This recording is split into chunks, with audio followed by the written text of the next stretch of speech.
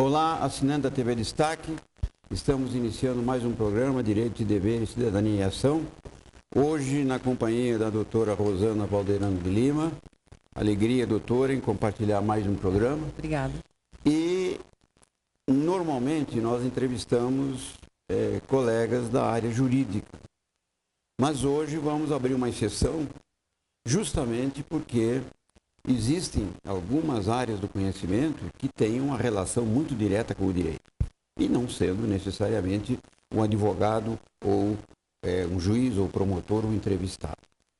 E nós temos hoje, então, dentro dessa linha de trazer informação para formar cidadania, alguém que vai nos trazer muita informação, com certeza, e que é um convidado especial da doutora Rosana, e ela, então, vai nos apresentar e começarmos essa nossa entrevista de hoje. Obrigada, Clóvis. Prazer, mais uma vez, estar aqui com você.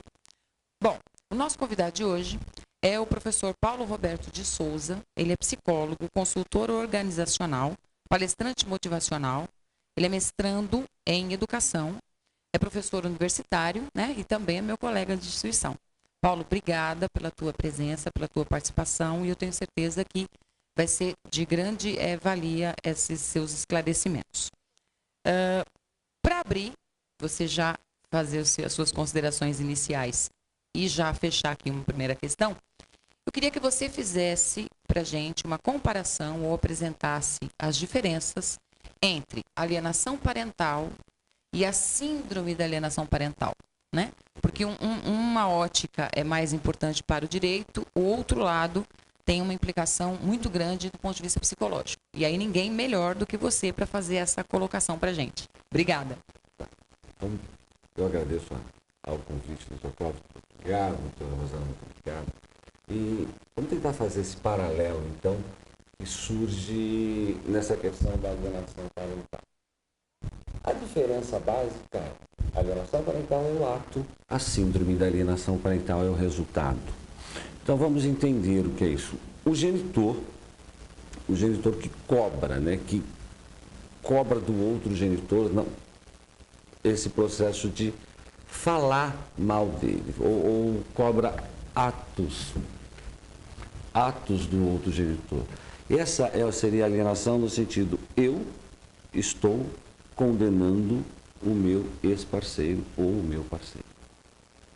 Para quem eu condeno? Para os meus filhos. Eu começo a alienar o meu filho ou a minha filha de uma forma que eu jogo a criança contra o meu ex. Seria então uma desqualificação do outro genitor, uma diminuição da figura desse outro genitor perante os filhos. Exatamente isso. Você não só você desqualifica, né? Como você mesma coloca, você diminui e essa ação resulta na síndrome.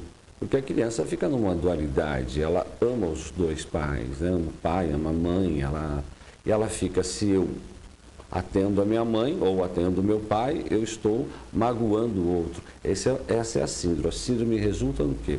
Ansiedade, depressão, introversão, agressividade. Tá? Os resultados da síndrome, né, os sintomas da síndrome vão depender de como essa criança ou esse adolescente recebe esse processo de alienação. E esse resultado muitas vezes não vem de pronto, né? Ele vem ao longo do tempo. Né? Nada é pronto. Né? A situação é bem devagarzinho, porque a criança não entende, o filho não entende. Na verdade, se nós pensarmos efetivamente num processo de separação, o filho já não entende a separação. Então, aí você tem os meus amores, a minha situação de afeto sendo quebrada. Nessa quebra, começa a existir a briga. E a briga causa a agressividade dos dois.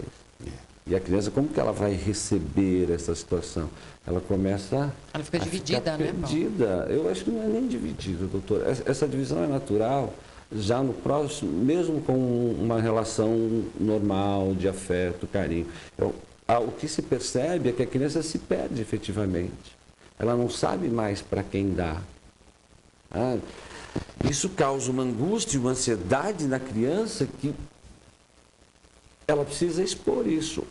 E normalmente ela não expõe, né? Se ela expõe de uma forma muito agressiva, mas normalmente ela vai retraindo. É mais repressivo, é mais... Exato, ela reprime isso, reprime, porque eu não posso ver meu pai, eu não posso ver minha mãe, minha avó fala do meu pai, minha tia fala da minha mãe, e assim sucessivamente. Imagina isso na cabecinha de uma criança, ou de um adolescente que está começando a ir para o mundo, né? Agora, pela sua experiência, doutor, em qual é a idade que isso é mais acentuado, o resultado dessa síndrome é mais negativo? É numa criança de 2 ou 3 anos que tem pouco entendimento da situação, não é que ela não sinta, mas ela tem uma pouca percepção. Ou de um adolescente, hoje 11 anos, 12 anos, 13 anos, né? Hoje é adolescente, pré-adolescente, está uma faixa aí que não se sabe mais. Até os 25. Já não se sabe mais o que se define, né? O que seria mais prejudicial para uma criança de 3, 4 anos, ainda na tenra idade, ou já alguém com 11, 12, 13 anos? Pela sua experiência, então, qual é a... Não existe receita.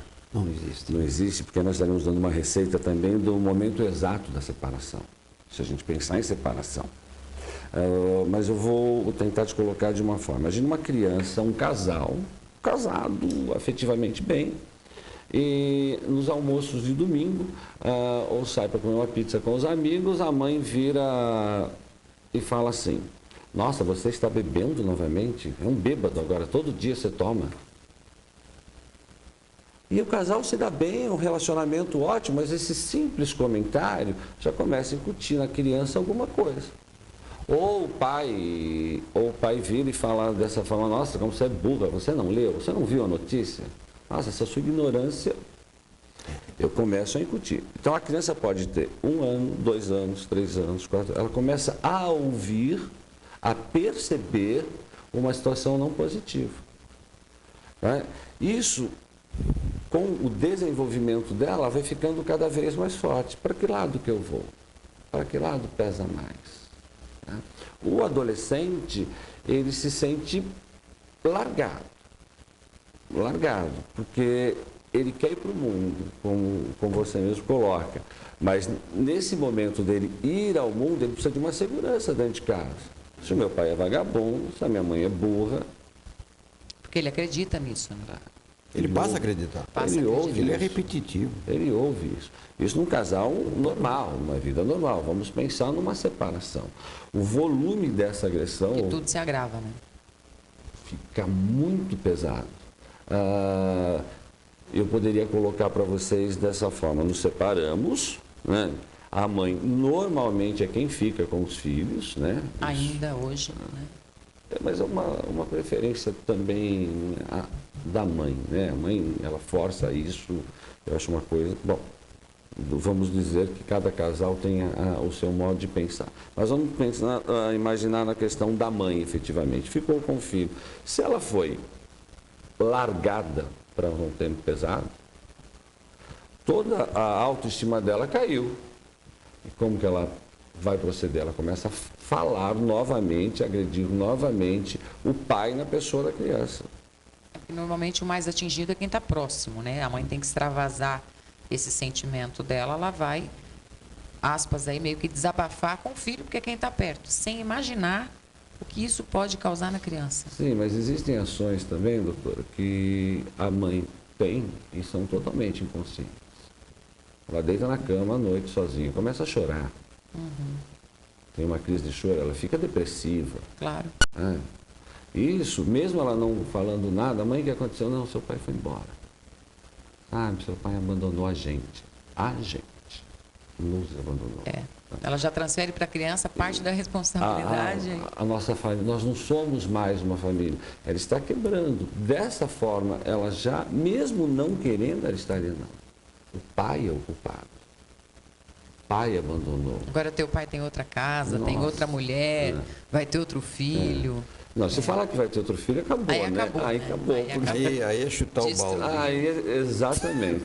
Aí você pega e bagunça toda a cabecinha da criança. Doutor Paulo, Aí, assim, seriam as atitudes mais comuns na alienação parental. Para que o telespectador possa visualizar, assim, uma situação. Na verdade, a alienação parental existiu, é milenar. Mas ela ganhou destaque na legislação, é questão de 10 anos é que se fala em alienação parental. Parece que, de repente, é só dali para cá que começou a ter alienação. Não, a alienação já teve desde que o mundo é mundo. Uhum. Mas, lógico que a preocupação hoje com alienação é recente, está na legislação, né? Temos uma legislação própria, Código Civil e tal.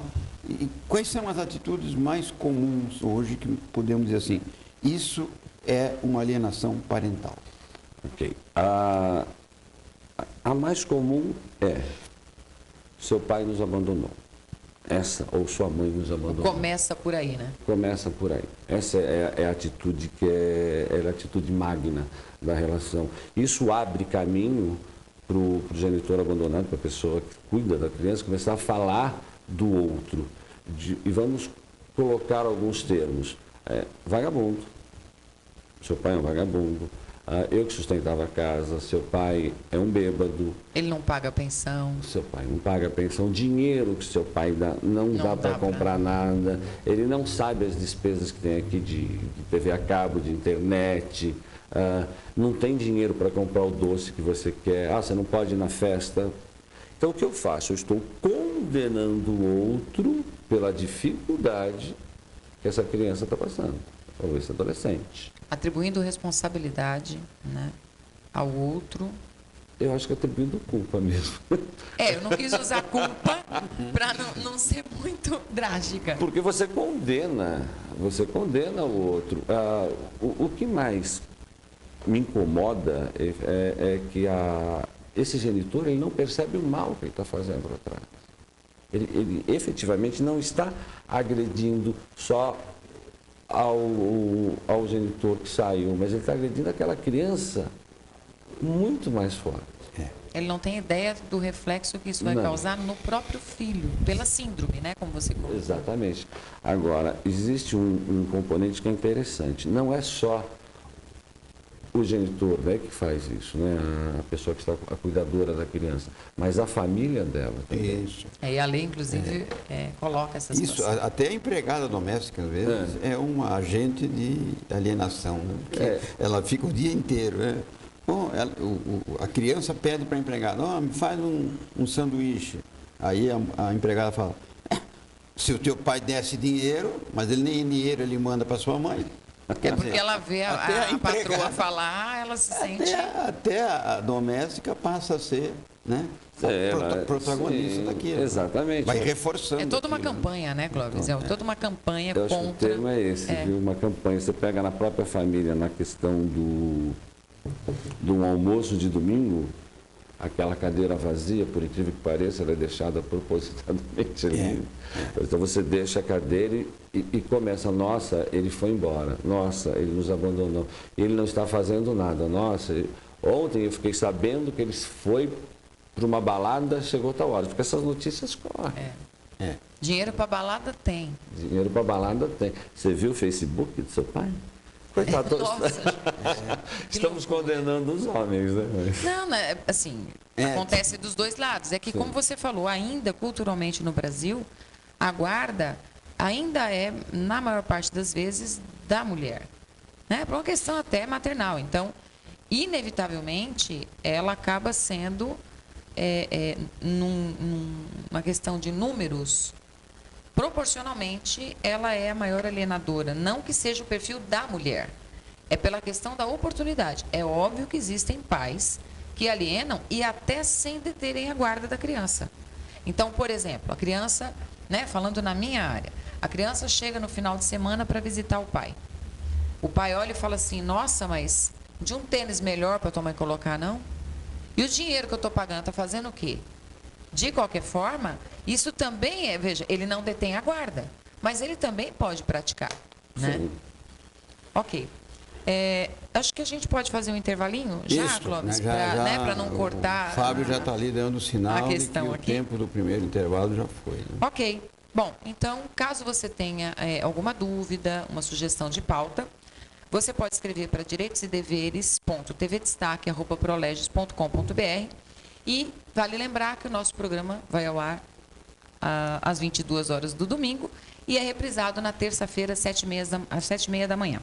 Então vamos a um breve intervalo e voltamos já.